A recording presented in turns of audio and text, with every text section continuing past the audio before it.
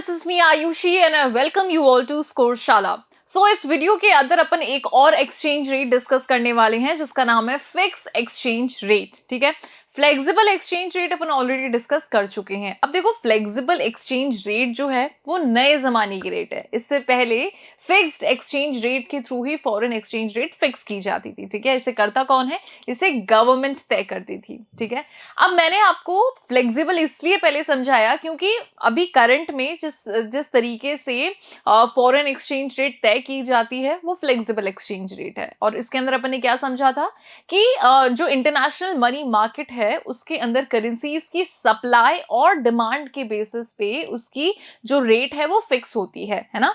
अब यहाँ पे जब अपन बात करते हैं फिक्स एक्सचेंज रेट की, तो यहाँ पे डिमांड, सप्लाई, मार्केट फोर्सेस का कहीं कोई रोल प्ले नहीं होता. बस यहाँ पे जो रेट तय होती है वो कौन तय करता है? गवर्नमेंट तय करती है. ठीक है, गवर्नमेंट अपने अकॉर्डिंग यानी कि इकोनॉमी को देखते हुए, अपनी सभी चीजों को देखते हुए उस रेट मतलब इक्विलिब्रियम रेट से ऊपर भी रेट को बढ़ा सकती है और उस इक्विलिब्रियम रेट से रेट को कम भी कर सकती है ना. तो ये कुछ ऐसी चीजें हैं जो कि अपन इस वीडियो में देखने वाले हैं. एक और कॉन्सेप्ट है जो कि मैं आपको यहाँ पे सबसे पहले समझाऊंगी. अगर आपको ध्यान हो, अपन ने एक कॉन्सेप्ट समझा था एप्रिसिएशन का. Okay, appreciation and depreciation. ये एक ऐसा कॉन्सेप्ट है जो कि अपन ने सबसे पहले समझा था जब अपन फ्लेक्सिबल एक्सचेंज रेट के बारे में बात कर रहे थे. इसका एक एग्जांपल मैं आपको दे देती हूँ. सपोज करो कि पहले $1 की जो प्राइस थी अपनी करेंसी के अंदर यानी रुपीज में, वो है सपोज 70. ठीक है, अब वही $1 हम परचेज कर पा रहे हैं, यानी कि इसकी जो वैल्यू है हमारी करेंसी के अंदर वो है 60. तो अब यहाँ पे डोमेस्टिक करेंसी जो है ये क्या हुई है? ये एप्रिशिएट हुई है, तो इसी को अपन एप्रिसिएशन कहते हैं. और यहाँ पे जो फॉरेन करेंसी है ये क्या हुई है? ये डेप्रिशिएट हुई है. यही अपन ने समझा था. चलिए अब अपन डेप्रिसिएशन के बारे में बात करते हैं. तो $1 की अगर प्राइस है मान लो ₹70. ओके, और वही $1 की जो प्राइस है वो हो गई मान लो ₹80. तो यहाँ पे क्या हुआ है? यहाँ पे हमारी डोमेस्टिक करेंसी की जो मतलब डोमेस्टिक करेंसी जो है उसकी वैल्यू में गिरावट हुई है, तो इसी को ही अपन डेप्रिसिएशन के नाम से जानते हैं. और फॉरेन करेंसी यहाँ पे क्या हुई है? एप्रिशिएट हुई है ना. तो ये वाला जो कॉन्सेप्ट है ये मैंने आपको समझाया था. अब ये तो अपन ने किसके अंदर देखा था? फ्लेक्सिबल एक्सचेंज रेट के अंदर अपन ने समझा था एप्रिसिएशन और डेप्रिसिएशन. जब अपन फिक्स्ड एक्सचेंज रेट के बारे में बात करते हैं और जब गवर्नमेंट इन रेट्स को तय करती है, तो ये यहाँ पे इनकी जो टर्म्स है वो डिफरेंट हो जाती हैं. ठीक है, इनकी टर्म्स डिफरेंट हो जाती हैं. इनका जो नया नाम होता है वो क्या होता है? इसको अपन कहते हैं, जब गवर्नमेंट यहाँ पे इन्वॉल्व होती है,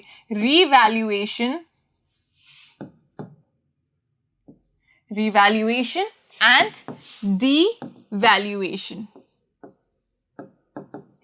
आई बात समझ में? जब मार्केट फोर्सेस के थ्रू ये चेंजेस होते हैं तो इसे एप्रिसिएशन और डेप्रिसिएशन कहते हैं. जब गवर्नमेंट इन चेंजेस को अकर करती है, मतलब अपन की तरफ से, गवर्नमेंट खुद की तरफ से जब ये सारी चेंजेस करती है फॉरेन एक्सचेंज मार्केट के अंदर, तो उसे रिवैल्यूएशन कहते हैं और इसे क्या कहते हैं? डीवैल्यूएशन कहते हैं. ठीक है, तो बाकी सारी चीजें सेम है, बस यहाँ पे ये जो रेट्स में जो चेंज है वो गवर्नमेंट ने जानबूझ के किया है और इसको अपन क्या कहते हैं? रिवैल्यूएशन. और ये भी जो रेट्स में चेंज है ये भी गवर्नमेंट ने जानबूझ के किया है और इसको हम किस नाम से जानेंगे? डिवैल्यूएशन. ठीक है, तो फ्लेक्सिबल एक्सचेंज रेट से पहले जिस सिस्टम के थ्रू फॉरेन एक्सचेंज रेट तय की जाती थी वो फिक्स्ड ये था, फिक्स्ड एक्सचेंज रेट होती थी. ये सबसे पहले आई थी, फिर उसके बाद में हम फ्लेक्सिबल रेट ऑफ एक्सचेंज के ऊपर हम स्विच कर रहे हैं. ठीक है, जो कि अपन अभी उसी के अकॉर्डिंग वर्क करते हैं. हमारा मार्केट, इंटरनेशनल मनी मार्केट जो है हमारा उसी के बेसिस पे वर्क करता है. लेकिन पहले चीजें कुछ डिफरेंट थी, पहले गवर्नमेंट इस चीज को तय करती थी. राइट, चलिए. So fixed exchange rate, so fixed exchange rate is said to be fixed when it is set and maintain. जब इसको सेट किया जाता है और मेंटेन किया जाता है किसके through? Bye the government at a particular level. The government may set it at a level higher or lower than the equilibrium exchange rate. अब हमें पता है हमारा equilibrium exchange रेट जो होता है वो कुछ इस तरीके से होता है, ठीक है।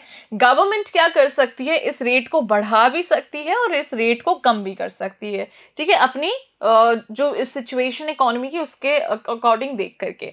सो the government may set a level higher than the equilibrium exchange rate और lower at the equilibrium exchange rate determined by the market forces of supply and demand. तो ये जो इक्विलिब्रियम आया है यहाँ पे, ये वाला जो इक्विलिब्रियम आया है ये आया है through the market forces and demand, ठीक है। फिर अगर गवर्नमेंट को लग रहा है कि नहीं, जो मार्केट ने जिस रेट को तय किया है उस रेट से इतना फायदा नहीं हो सकता है, फिर बहुत ज्यादा नुकसान हो सकता है, तो फिर गवर्नमेंट क्या करती है, इस रेट को चेंज कर लेती है अपने according, right. So when exchange rate is set higher than the equilibrium exchange rate. अब यहाँ पे ये इक्विलिब्रियम एक्सचेंज रेट है, ठीक है। अब जब गवर्नमेंट ने इस रेट को हायर सेट कर दिया, यानी कि यहाँ पे पहले 1 यूएस डॉलर हो रहा था ₹50 का, और वहां पे 1 यूएस डॉलर अब अगर हो गया है ₹60 का, यानी कि हम यहाँ पे क्या हुए हैं, डीवैल्यूएशन हुआ है हमारी करेंसी में, और यहाँ पे क्या हुआ है, रिवैल्यूएशन। ओके, सो यही चीज यहाँ पे शो कर रहे हैं। तो यहाँ पे देखो प्राइसेस बढ़ गई है, तो डिमांड, पहले डिमांड और सप्लाई दोनों ही अलाई कर रही थी, तो जैसे ही रेट बढ़ जाएगी वैसे ही क्या होगा, डिमांड हो जाएगी कम, सप्लाई हो जाएगी ज्यादा। Okay, so thus the value of domestic currency यानी कि Indian rupee has been deliberately, मतलब जानबूझ के यहाँ पे जो इंडियन करेंसी है उसको गवर्नमेंट ने क्या किया है, उसकी वैल्यू में लॉस किया है डेलिबरेटली, यानी कि जानबूझ के, लोअर्ड बाय द गवर्नमेंट। इसी को अपन डिवैल्यूएशन के नाम से जानते हैं। So devaluation of the currency is different from depreciation of the currency. अब डिवैल्यूएशन डिप्रिसिएशन से किस तरीके से डिफरेंट है, the difference is as under.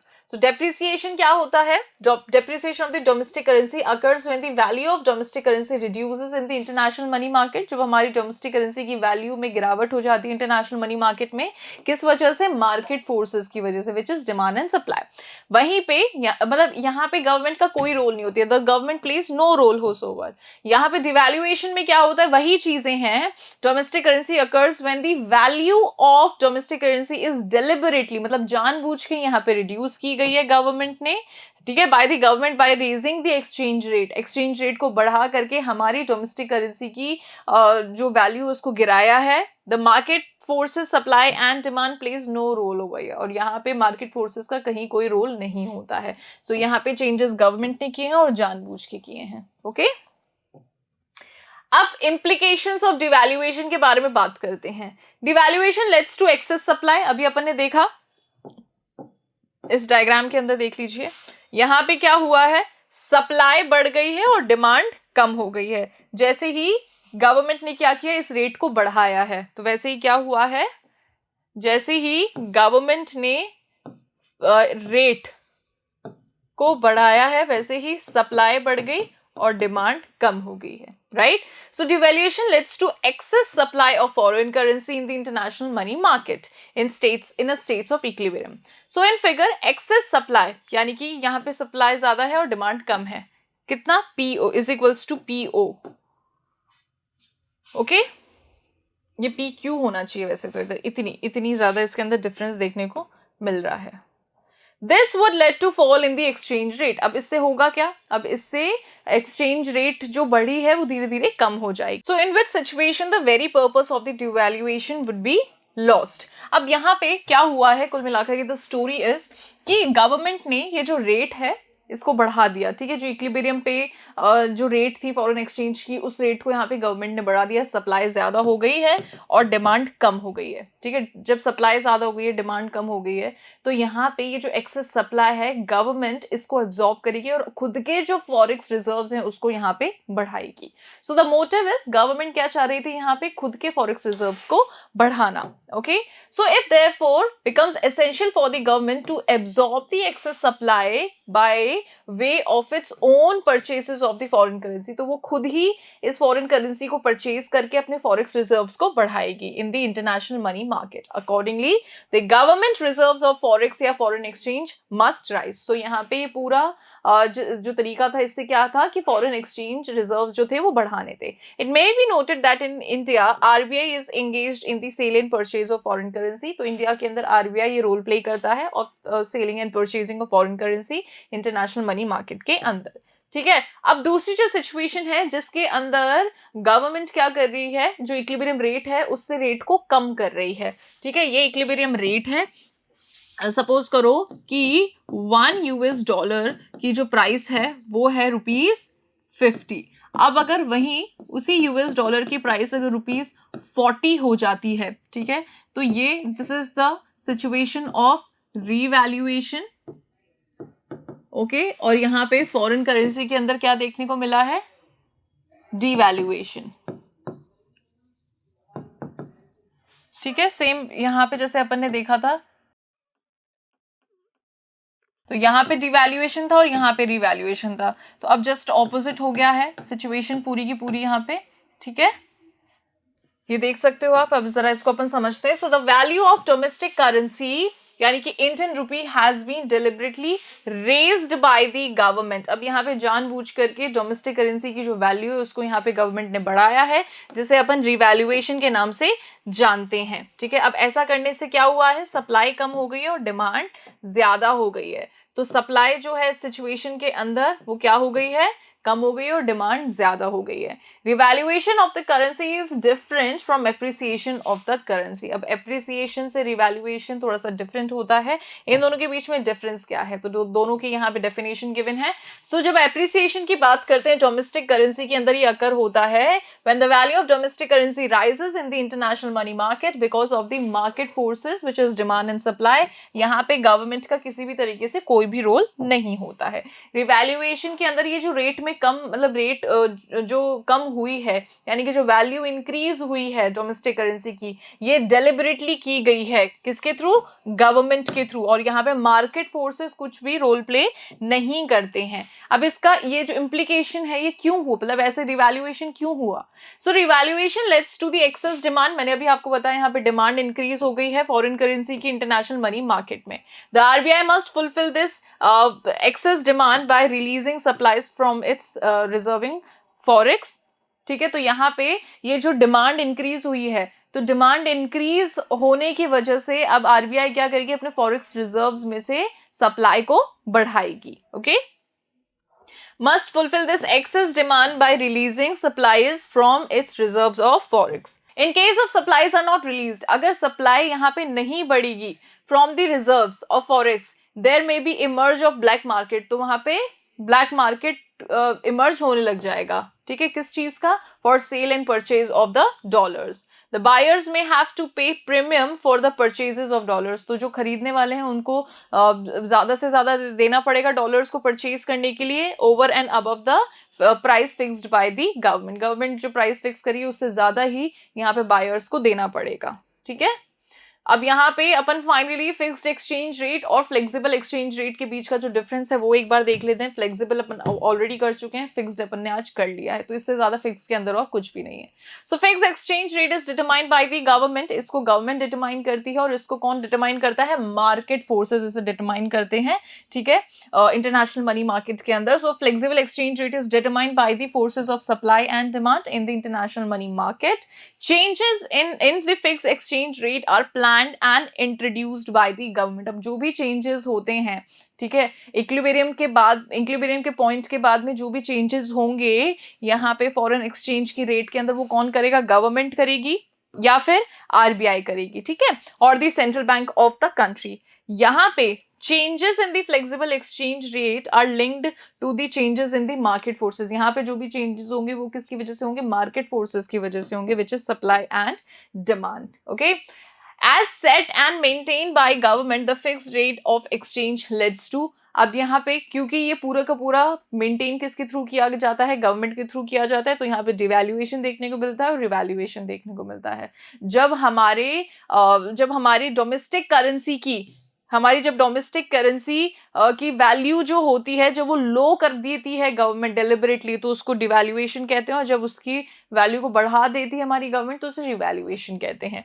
अब इस यहीं पे इन टर्म्स को डेप्रिसिएशन एप्रिसिएशन के नाम से जानते हैं। तो मार्केट फोर्सेस के थ्रू जब हमारे डोमेस्टिक करेंसी की वैल्यू कम हो जाती है तो उसे डेप्रिसिएशन कहते हैं, और मार्केट फोर्सेस के थ्रू जब हमारी डोमेस्टिक करेंसी की वैल्यू बढ़ जाती है तो इसको अपन एप्रिसिएशन के नाम से जानते हैं। Okay, to maintain the fixed rate of exchange at particular level, तो एक पर्टिकुलर लेवल पे उस फिक्स एक्सचेंज रेट को मेंटेन करने के लिए government needs to keep a large stock of foreign exchange, तो गवर्नमेंट को अपने पास में काफी सारा फॉरेक्स रखना पड़ता है।